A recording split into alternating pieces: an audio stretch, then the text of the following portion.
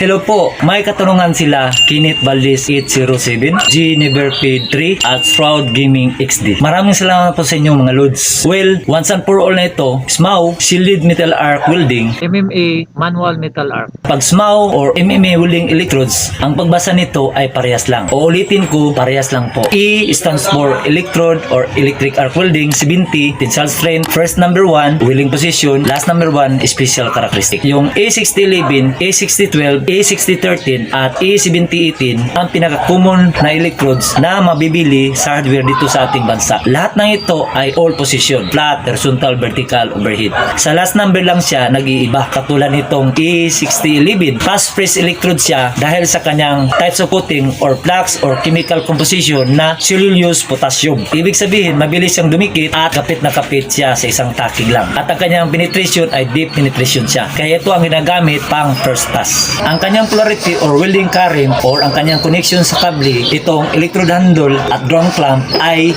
pwede siyang AC, pwede ring DC+.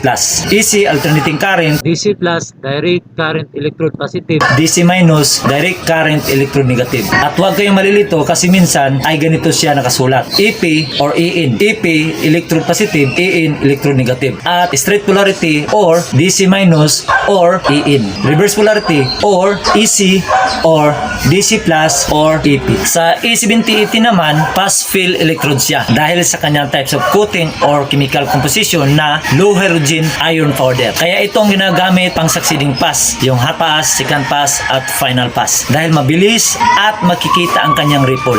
Ang ibig sabihin ng ripple, yung tinatawag nilang kaliskis or himbis. Himbis buhaya.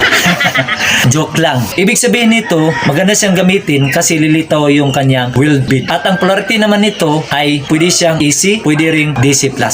Sa A6030 naman, field freeze electrode siya. Ang characteristic niya between sa dalawang electrode na A6011 na fast freeze at sa A7018 na fast fill. Titanium potassium ang kanyang chemical composition or types of coating, which is ang kanyang penetration ay light penetration. Kaya pwede rin itong pang second pass at final pass. At maganda rin ito sa metal na tubular or tubo na manipis. Ang polarity or welding current ito ay AC, DC minus, DC plus. Tips lang po, bago kayo mag-weld gamit itong A7018 at A6013 na electrode, ang kailangan ay malinis ang inyong weld materials. O bago kayo mag-succeeding pass, linisan nyo ng maigi ang inyong weld surface. Hindi ito katulad sa A6011 na electrode na kahit na may kalawang yung hinangin natin ay hindi siya magbabubbles at kapit na kapit siya. Kaya ito ang ginagamit ko sa lahat ng mga welding project ko, makapal man o manipis. Spot weld lang, ayos na. Okay?